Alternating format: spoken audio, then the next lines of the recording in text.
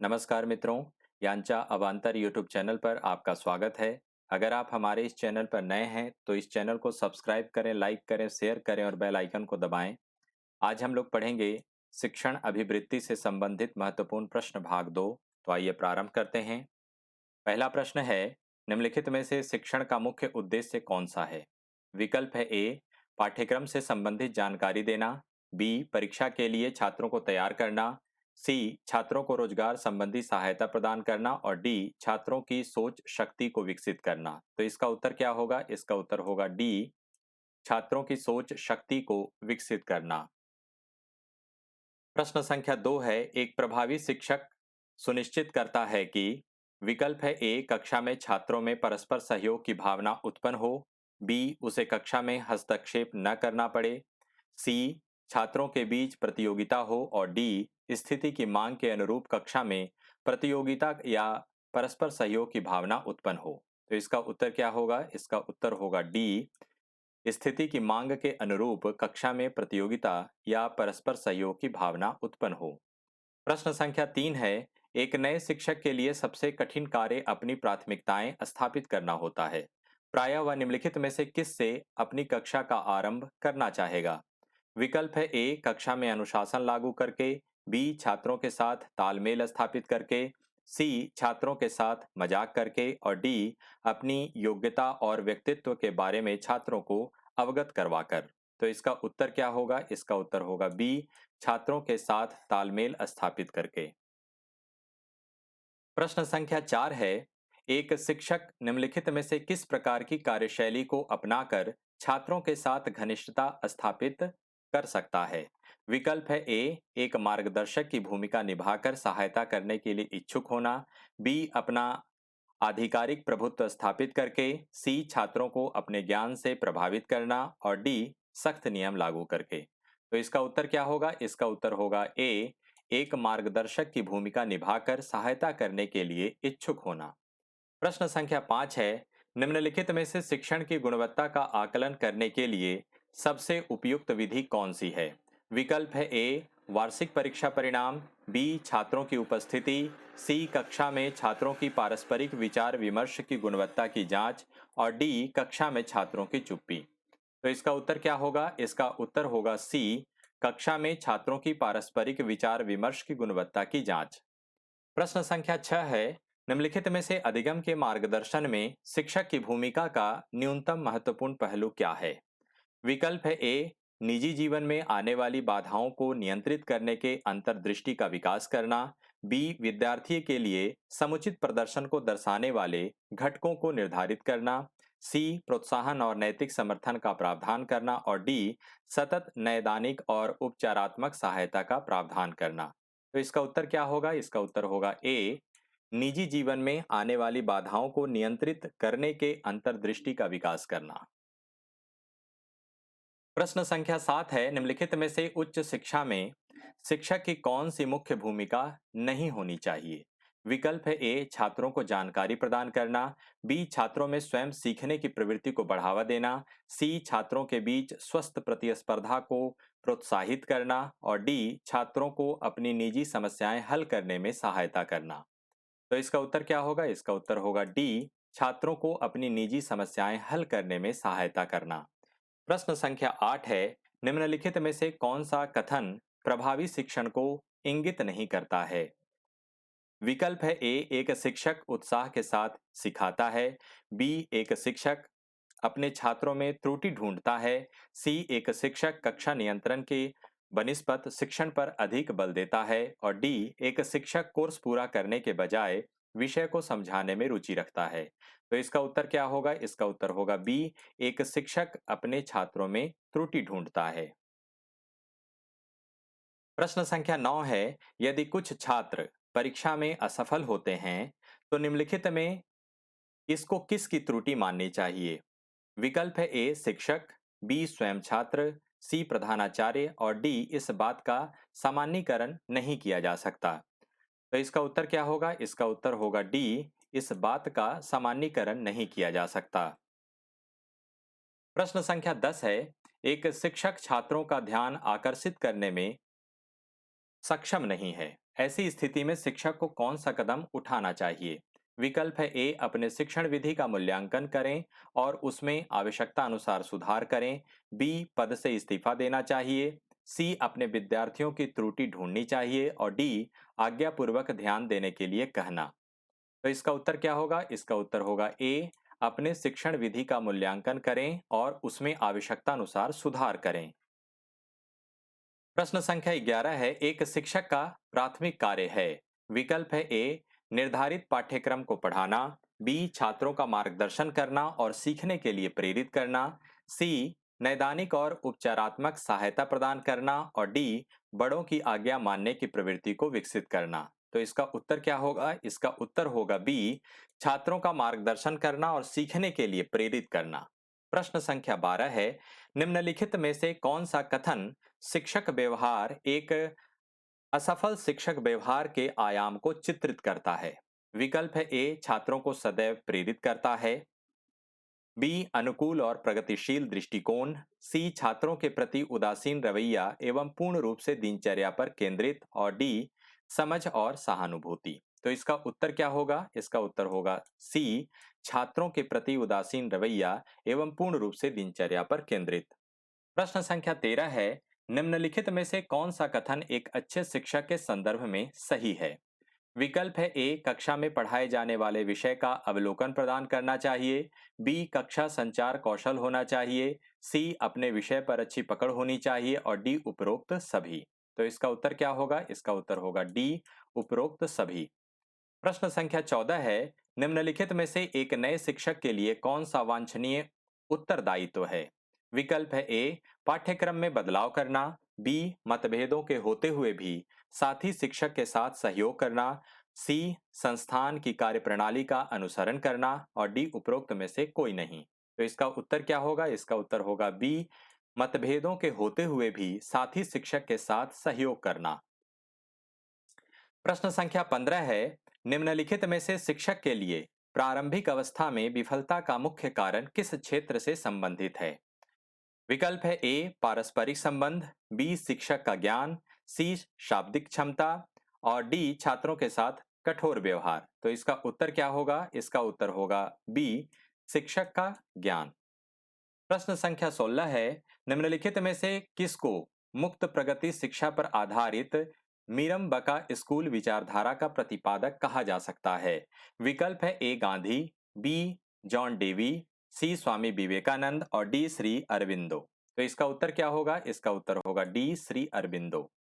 प्रश्न संख्या 17 है, निम्नलिखित में से एक नए शिक्षक के लिए सफलता का सबसे महत्वपूर्ण कारक कौन सा है? विकल्प है ए, मौखिक प्रवाह और संगठनात्मक क्षमता। बी, जीवन के प्रति सकारात्मक दृष्टिकोण। सी, शिक्षक का अपना व्यक्तित्व और कक्षा को समायोजित करने की क्षमता और डी, व्यवसायिक नैतिकता और क्षमता। तो इसका उत्तर क्या होगा? इसका उत्तर होगा सी, शिक्षक का अपना व्यक्तित्व और कक्षा को समायोजित करने की क्षमता। प्रश्न संख्या 18 है, निम्नलिखित में से उच्च शिक्षण संस्थान में कार्यरत शिक्षक के लिए खाली समय में करने के लिए सबसे अच्छा विकल्प कौन सा है? विकल्प है ए, शिक्षक कक्ष में आराम करना। बी, पुस्तकालय में पत्रिकाएं पढ़ना। सी, प्रशासनिक कर्मचारियों से बातचीत और डी, अनुसंधान करना। तो इसका उत्तर क्या होगा? इसका उत्तर होगा डी, अनुसंधान करना। प्रश्न संख्या 19 है, टाइलर मॉडल के अनुसार निम्न में से पाठ्यक्रम के मुख्य घटक कौन से हैं? विकल्प है ए, उद्देश्य, विषय सामग्री, शिक्षण और मूल्यांकन। बी, उद्देश्य, शैक्षिक अनुभव, अनुभव का प्रभावी संगठन और लक्ष्य का सत्यापन। सी, शिक्षा का उद्देश्य, पाठ्य सामग्री को व्यवस्थित करना, परीक्षण और प्रतिपुष्टि। डी, विषय सामग्री, शिक्षण, अधिगम और परीक्षण। तो इसका उत्तर क्या होगा? इसका उत्तर होगा बी, उद्देश्य, शैक्षिक अनुभव, अनुभव का प्रभावी संगठन, लक्ष्य का सत्यापन। प्रश्न संख्या 20 है, अनुभवी शिक्षकों को एक विषय पर विस्तृत योजना तैयार करने की आवश्यकता नहीं होती है, क्योंकि विकल्प है ए, वे इसकी सहायता के बिना ही अधिक प्रभावी ढंग से सिखा सकते हैं। बी, कक्षा में सिर्फ कुछ ही जिज्ञासु छात्र होते हैं। सी, शिक्षकों को छात्रों से इस प्रकार की चुनौतियों की संभावना कम ही होती है और डी, जैसे वे अनुभव से विशेषज्ञता प्राप्त कर लेते हैं, वे इसका संक्षिप्त प्रारूप तैयार कर सकते हैं। तो इसका उत्तर क्या होगा? इसका उत्तर होगा डी। जैसे वे अनुभव से विशेषज्ञता प्राप्त कर लेते हैं, वे इसका संक्षिप्त प्रारूप तैयार कर सकते हैं। प्रश्न संख्या 21 है, निम्नलिखित में से कौन सा कथन एक आदर्श शिक्षक के विशेष अभिलक्षणों को दर्शाता है? विकल्प है ए, कक्षा में पाठ्यक्रम को पूर्ण करवाता है। बी, अधिगम में छात्रों की सहायता करता है। सी, एक मित्र, दार्शनिक और मार्गदर्शक की भांति व्यवहार करता है। और डी, एक कठोर अनुशासक की भांति व्यवहार करता है। तो इसका उत्तर क्या होगा? इसका उत्तर होगा सी, एक मित्र, दार्शनिक और मार्गदर्शक की भांति व्यवहार करता है। प्रश्न संख्या 22 है, निम्नलिखित में से किन कारणों की वजह से शिक्षा का क्षेत्र संघर्षों और भ्रांतियों से घिर चुका है? विकल्प है ए, व्यक्तिपरक व्याख्या। बी, समस्याओं के निदान के लिए कठोर वैज्ञानिक जांच का अभाव। सी, अच्छी शिक्षण विधियों का अभाव। और डी, उपरोक्त सभी। तो इसका उत्तर क्या होगा? इसका उत्तर होगा बी, समस्याओं के निदान के लिए कठोर वैज्ञानिक जांच का अभाव। प्रश्न संख्या 23 है, निम्नलिखित में से एक शिक्षक को पाठ्य योजना के परिचयात्मक अंश में छात्रों से क्या अपेक्षा रखनी चाहिए? विकल्प है ए, अभिहस्तांकीय कार्य। बी, ध्यान आकर्षित करना। सी, अभिक्षमता विकसित करना। और डी, कौशल विकसित करना। तो इसका उत्तर क्या होगा? इसका उत्तर होगा बी, ध्यान आकर्षित करना। प्रश्न संख्या 24 है, प्रौद्योगिकी के विकास को ध्यान में रखते हुए भविष्य में एक शिक्षक की क्या भूमिका होनी चाहिए? विकल्प है ए, जानकारी प्रदान करना। बी, नई पाठ्य पुस्तकों को विकसित करना। सी, छात्रों का मार्गदर्शन करना। और डी, शिक्षण में इंटरनेट का उपयोग करना। तो इसका उत्तर क्या होगा? इसका उत्तर होगा सी, छात्रों का मार्गदर्शन करना। प्रश्न संख्या 25 है, निम्नलिखित में से कौन सा शिक्षण अधिगम का स्तर नहीं है? विकल्प है ए, विभेदन स्तर। बी, चिंतनशील स्तर। सी, स्मृति स्तर। और डी, बोध स्तर। तो इसका उत्तर क्या होगा? इसका उत्तर होगा ए, विभेदन स्तर। प्रश्न संख्या 26 है, शिक्षण उद्देश्यों के आधार पर किए गए ब्लूम वर्गीकरण में विभिन्न ज्ञान क्षेत्र है। निम्नलिखित में से कौन संज्ञानात्मक ज्ञान क्षेत्र के विकास क्षेत्र में आता है? विकल्प है ए, विचार। बी, कौशल। सी, भावनाएं। और डी, उपरोक्त सभी। तो इसका उत्तर क्या होगा? इसका उत्तर होगा ए, विचार। प्रश्न संख्या 27 है, निम्नलिखित में किस महापुरुष ने एकीकृत शिक्षा की अवधारणा को प्रतिपादित किया है? विकल्प है ए, श्री अरबिंदो। बी, स्वामी दयानंद। सी, महात्मा गांधी। और डी, स्वामी विवेकानंद। तो इसका उत्तर क्या होगा? इसका उत्तर होगा ए, श्री अरबिंदो। प्रश्न संख्या 28 है, शिक्षा के स्तर को कैसे ऊपर उठाया जा सकता है? विकल्प है ए, अच्छे शिक्षकों की नियुक्ति से। बी, स्कूलों में भौतिक सुविधाएं उपलब्ध करवाकर। सी, परीक्षा प्रणाली में सुधार करके। डी, स्कूलों में कंप्यूटर उपलब्ध करवाकर। तो इसका उत्तर क्या होगा? इसका उत्तर होगा ए, अच्छे शिक्षकों की नियुक्ति से। प्रश्न संख्या 29 है, एक शिक्षक का मूल कर्तव्य है। विकल्प है ए, छात्रों के बौद्धिक स्तर को बढ़ाना। बी, छात्रों के भौतिक स्तर में सुधार। सी, छात्रों के बहुमुखी विकास में सहायता करना। और डी, छात्रों में मूल्य प्रणाली का आत्मसात करवाना। तो इसका उत्तर क्या होगा? इसका उत्तर होगा सी, छात्रों के बहुमुखी विकास में सहायता करना। प्रश्न संख्या 30 है, निम्नलिखित में से कौन सी एक अच्छे शिक्षक की सबसे अधिक महत्वपूर्ण गुणवत्ता है? विकल्प है ए, समय पालन और सत्यवादिता। बी, सामग्री में श्रेष्ठता प्राप्त करना। सी, सामग्री में श्रेष्ठता और प्रतिक्रियाशील। और डी, सामग्री में श्रेष्ठता और सामाजिक वृत्ति का होना। तो इसका उत्तर क्या होगा? इसका उत्तर होगा डी, सामग्री में श्रेष्ठता और सामाजिक वृत्ति का होना। प्रश्न संख्या 31 है, निम्नलिखित में से एक शिक्षक के शिक्षण संस्था में समायोजन का प्राथमिक दायित्व किसका बनता है? विकल्प है ए, छात्र का। बी, स्वयं शिक्षक का। सी, प्रधानाचार्य का। और डी, समुदाय का। तो इसका उत्तर क्या होगा? इसका उत्तर होगा बी, स्वयं शिक्षक का। प्रश्न संख्या 32 है, निम्नलिखित कथनों में से कौन सा कथन सत्य है? विकल्प है ए, पाठ्यक्रम पाठ्यचर्या का एक संलग्नक है। बी, पाठ्यचर्या सभी शिक्षण संस्थानों में एक ही है। सी, पाठ्यचर्या में औपचारिक और अनौपचारिक शिक्षा दोनों शामिल हैं। डी, पाठ्यचर्या में मूल्यांकन विधियां सम्मिलित नहीं होती। तो इसका उत्तर क्या होगा? इसका उत्तर होगा ए, पाठ्यक्रम पाठ्यचर्या का एक संलग्नक है। प्रश्न संख्या 33 है, एक अच्छे शिक्षक में सबसे महत्वपूर्ण गुण क्या होना चाहिए? विकल्प है ए, विषय का अच्छा ज्ञान, बी, छात्रों के कल्याण के प्रति चिंतित होना, सी, अच्छा संचार कौशल और डी, प्रभावी नेतृत्व के गुण। तो इसका उत्तर क्या होगा? इसका उत्तर होगा ए, विषय का अच्छा ज्ञान। प्रश्न संख्या 34 है, एक संसाधन शिक्षक के शिक्षण में आने वाली सबसे महत्वपूर्ण चुनौती क्या होती है? विकल्प है ए, विकलांग बच्चों की पहचान और उनका आकलन करना, बी, सामान्य लोगों, माता पिता और मित्र समूह का संवेदीकरण, सी, संसाधन कक्ष की स्थापना और सहायक उपकरणों की आपूर्ति और डी, शिक्षण के साथ पाठ्यक्रम की गतिविधियां। तो इसका उत्तर क्या होगा? इसका उत्तर होगा डी, शिक्षण के साथ पाठ्यक्रम की गतिविधियां। प्रश्न संख्या 35 है, राष्ट्रीय शैक्षिक अनुसंधान और प्रशिक्षण परिषद की स्थापना किस वर्ष में हुई? विकल्प है ए, 1961, बी, 1966, सी, 1962, डी, 1986। तो इसका उत्तर क्या होगा? इसका उत्तर होगा ए, 1961। प्रश्न संख्या 36 है, अधिगम प्रक्रिया के निम्नलिखित चरणों में से कौन उपयुक्त क्रम में नहीं है? विकल्प है ए, अभिप्रेरणा, बी, अनुक्रिया, सी, बाधा और डी, लक्ष्य। तो इसका उत्तर क्या होगा? इसका उत्तर होगा डी, लक्ष्य। प्रश्न संख्या 37 है, बच्चे की सृजनात्मकता के लिए सबसे बड़ा बाधक कौन सा है? विकल्प है ए, वयस्क व्यक्ति का आदर्शों पर तथा वयस्कों के मानकों के अनुपालन पर बल, बी, आवश्यक प्रेरणा प्रदान करने में वयस्कों की असफलता, सी, पूर्णत्व प्राप्ति के लिए अपेक्षित प्रयास करने में बच्चे की अनिच्छा और डी, बच्चे का जल्द ही हतोत्साहित हो जाना तथा किसी पर ध्यान नहीं टिका पाना। तो इसका उत्तर क्या होगा? इसका उत्तर होगा बी, आवश्यक प्रेरणा प्रदान करने में वयस्कों की असफलता। प्रश्न संख्या 38 है, शिष्य केंद्रित शिक्षा का अर्थ है? विकल्प है ए, शिष्यों द्वारा पसंद की जाने वाली शिक्षा, बी, शिष्यों तथा शिक्षक दोनों द्वारा पसंद की जाने वाली शिक्षा, सी, शिष्यों की आवश्यकताओं एवं आकांक्षाओं के अनुकूल शिक्षा, डी, शिष्यों के विकास से सरोकार रखने वाले लोगों द्वारा सार्थक एवं वांछनीय माने जाने वाली शिक्षा। तो इसका उत्तर क्या होगा? इसका उत्तर होगा सी, शिष्यों की आवश्यकताओं एवं आकांक्षाओं के अनुकूल शिक्षा। प्रश्न संख्या 39 है, मूल पाठ्यचर्या किस पर बल नहीं देती?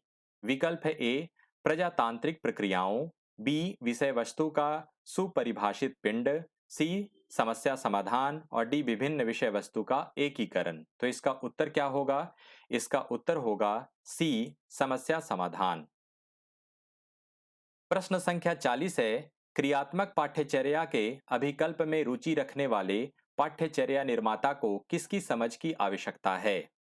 विकल्प है ए, शिक्षा दर्शन, बी, शिक्षकीय प्रक्रियाएं, सी, मनोवैज्ञानिक सिद्धांत और डी, उपरोक्त सभी। तो इसका उत्तर क्या होगा? इसका उत्तर होगा डी, उपरोक्त सभी। प्रश्न संख्या 41 है, मूल पाठ्यचर्या में क्या होता है? विकल्प है ए, ऐसी विषय वस्तु जिसे बच्चे स्कूल में अनिवार्यतः सीखें, बी, विद्यालय अधिकारियों द्वारा नियत विषय, सी, विद्यालय के कार्यक्रम में सकल अनुभव, डी, अध्यापकों द्वारा तैयार की गई इकाइयों एवं पाठ्य योजना। तो इसका उत्तर क्या होगा? इसका उत्तर होगा ए, ऐसी विषय वस्तु जिसे बच्चे स्कूल में अनिवार्यतः सीखें। प्रश्न संख्या 42 है, अध्यापक शिक्षा के पाठ्यक्रम की क्रियान्विति की जिम्मेदारी प्रत्यक्षतः है?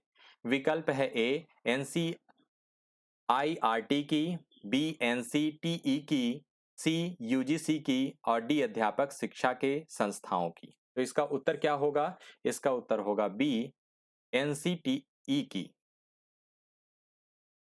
प्रश्न संख्या 43 है, निम्नलिखित में से किस स्थिति में सूक्ष्म शिक्षण सबसे अधिक प्रभावी होता है?